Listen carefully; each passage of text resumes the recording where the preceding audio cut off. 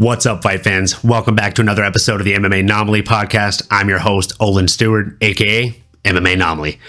First things first, I want to thank you all from the bottom of my heart. We are now officially over 100 subscribers. Let's go.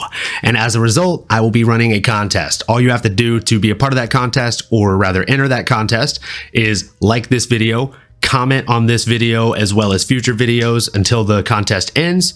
And there's no maximum on how many times you can enter. So comment away, make sure you like the videos, and you have to be subscribed to the channel with notifications turned on. So pretty easy, pretty straightforward. And the winner of this contest will be announced in the next 3 weeks. That person will receive an MMA Anomaly piece of swag, probably like a t-shirt of some sort. Maybe a sticker. We'll see. Now, in this episode, I will be sticking to my top 4 fights from the main card from UFC 278. And starting off, we had Tyson Pedro going up against Hunsucker, the legendary heavyweight. In all reality, this was realistically a great comeback fight for Tyson Pedro. Good chance for him to kind of get back on the saddle again, really get comfortable in the octagon, and he did that. He wasted zero time. Jumped into the first round, just stunning his opponent with a jab right away. And to begin the finishing sequence, he actually lit him up with a jab as well. He landed a hard jab on Hunsucker, and from there he didn't let up. He ended up landing a front kick to the body that completely immobilized and dropped Hunsucker, followed up with some peppering shots. The ref had to jump in and stop the fight. Now, as much as I love seeing Tyson Pedro run through people, which is fantastic because I like Tyson Pedro, he's a great fighter, he's a great guy, I would really appreciate it if they paired him against somebody that's top 15 or at least close to the top 15. Personally, I think he matches up well against the likes of Jimmy Crute or Johnny Walker. I think both of those guys have had losses in recent years, and Tyson Pedro is on the way up while they're somewhat on the way down. I think it would be a really great fight for all men involved if he were to get paired up against either of those two. Now, in this next fight, we had Jose Aldo going in against Merab Dvalishvili. In the first round, Jose Aldo looked incredible. He looked super crisp. He was landing with volume. He was landing good strikes. He actually had more of a traditional Thai stance, which was nice, considering he's been training with the Navy boxing team over there in Brazil. So I expected him to come out and be very boxing heavy, but he utilized his legs. He utilized his footwork. He was utilizing all aspects of the game and actually negating the takedowns from Merab pretty much throughout the entire duration of the fight for the most part. But in rounds 2 and 3, Merab found keys to victory when he realized he could lean on Jose and somewhat immobilize him and land peppering shots that weren't really doing damage, but they were adding up. They were points on the board. And when you don't have much else to judge off of because the other opponent is immobilized, those points are going to add up and win the fight. That's what we saw happen with Merab Dvalishvili, and great on him. Was it the fight that us fans really hoped to see? Not really.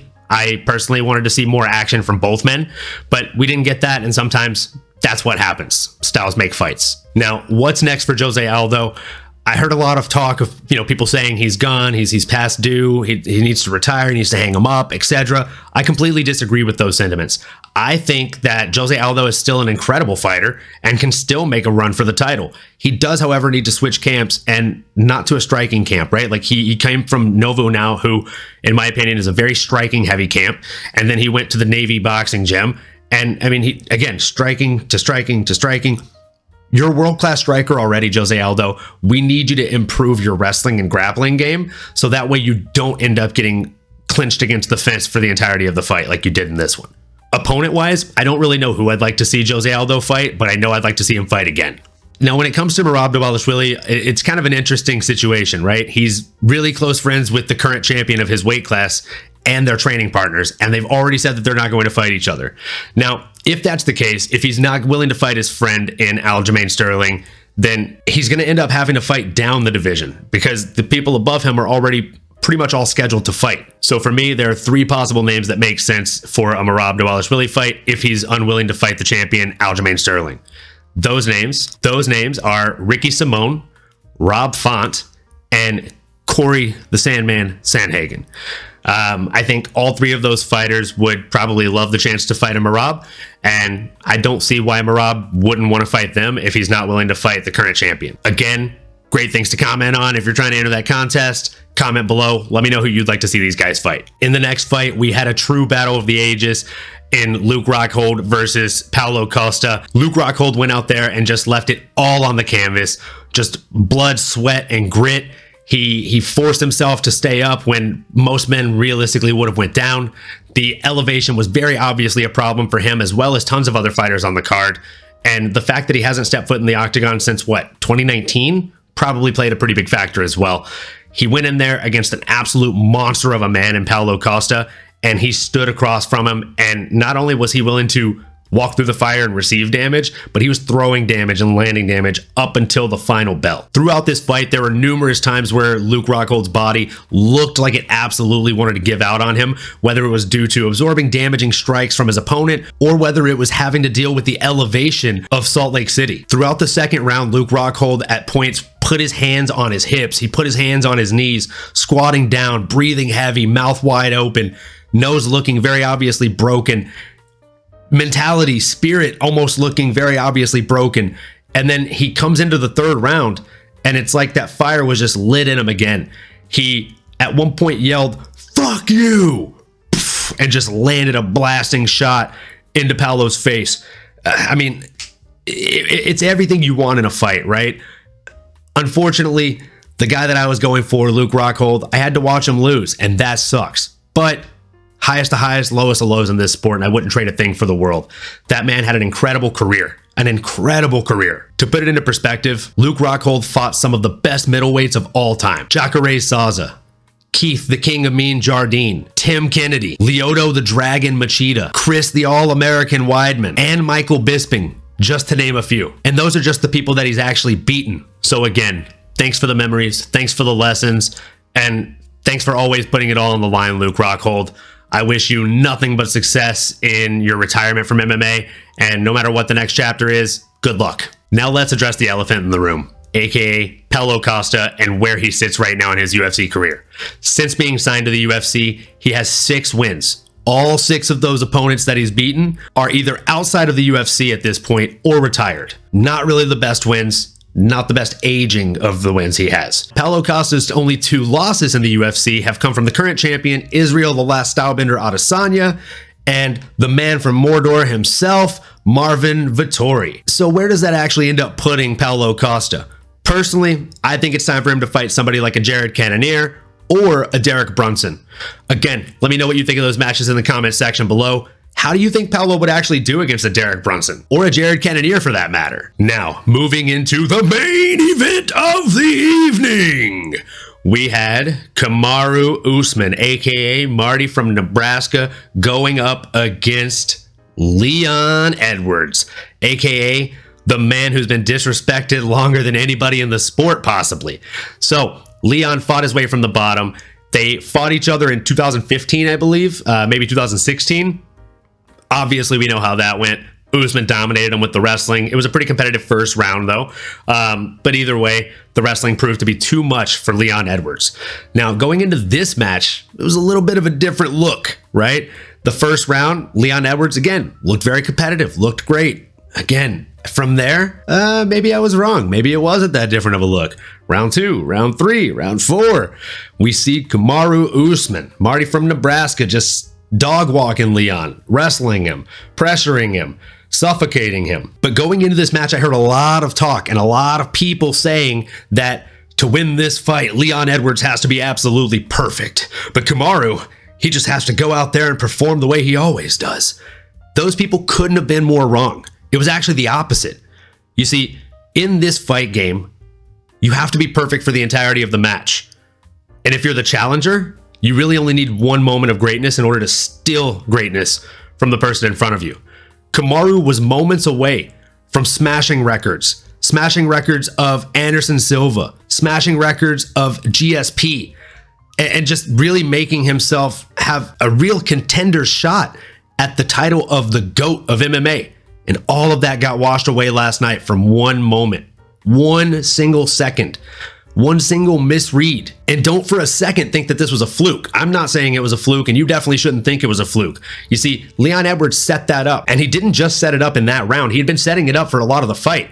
he'd land these 1-2s, and he really made Kamaru respect the 1-2 coming in. So that way, when he actually threw it again, he threw the 1, the 2, and the second the 2 feint came, that leg was already rising. Kamaru leaned out of the way of the 2, just in case he was going to end up following through with that, but instead he was met with a foot/shin to the face. Again, this sport has the highest of highs and the lowest of lows, and it is literally the best sport in the freaking world. I love it. I'm sure if you're watching the channel, you probably love it too. Let's jump into the serious factors here. What is next for these men? Now, personally, I don't think that Kamaru should get the instant title shot, right? Was he winning the fight up until he wasn't? Absolutely. He got knocked out though, and it wasn't a flash knockout. It wasn't like, it was 10 seconds into the fight. There were only like 50 seconds left in a 25-minute fight, and he got knocked out. So it happens, but he should have to fight his way back up, even if it's only 1 or 2 fights. And I also want to point out that Joe Rogan said, I feel like a couple of times throughout that fight, that it felt like Leon Edwards was admitting defeat, or that Leon Edwards had gotten comfortable with losing a decision to Kamaru Usman. I love the fact that John Anik cut him off and said, "That is not the cloth from which he is cut." And literally as Anik is saying those words is when that head kick fired out of Leon and just decimated Kamaru Usman. So absolutely amazing performance. Absolutely amazing performance. Sorry, I am all over the place due to excitement. Now, again, what is next for these gentlemen? Kamaru Usman should probably fight Khamzat. I think that'd be a really fun fight, a fight where the fans would win. And realistically, I feel like Kamaru thinks he's leaps and bounds ahead of Khamzat. I think Khamzat thinks he really stands a chance against Kamaru. I'm trying to see what happens in that fight. Now, as for the champion, do I think Jorge Masvidal deserves a title shot? Not a chance in hell. But I do think he deserves a good old-fashioned ass whooping in London. So I say they take those boys to London, and Leon beats the snot out of him for running up on him and shooting him with a couple of cheap shots that he then later dubbed the 3-piece and soda. I honestly think Leon crushes that man in a real fight or in an MMA fight, as long as it's not a fight that he doesn't know he's going to have. So yeah, I got Leon versus Jorge for his first defense. I think that's a fun defense, probably an easy defense for Leon, and I think one he'd be happy to participate in. And then I've got Khamzat Chimaev going up against Kamaru Usman. And again, I have to address the elephant in the room here. Kamaru Usman is one of the most professional athletes in the entire sport. When it comes to cheating and faking nut shots, I don't think there's anybody better. I mean, I saw him grab the fence at least 3 or 4 times in that fight last night, and they weren't just, oh, I'm going to grab the fence and rest on it. They were, I'm going to grab the fence to stop you from taking me down, or I'm going to grab the fence to help me get back up once I've been taken down. Blatant fence grabs. And the ref called fence grabs and other things like that on Edwards, but not once did he call it on Usman. And Usman tried to fake the nut shot right before getting knocked out. Just poetic, just beautiful. So cheaters end up getting what's coming to them. And it happened. It happened. Either way, super exciting fight. Incredible card, top to bottom. Even the early prelims were a lot of fun. If you didn't watch that card, highly recommend you go purchase the pay-per-view on ESPN Plus, check out all the fights, and make sure, again, like, comment, subscribe, hit the bell for notifications, and make sure that you let me know what I could be doing better, what you like, what you dislike, what you want to see more of, what you want to see less of. And as always, thank you so much for the support. I will see you next episode.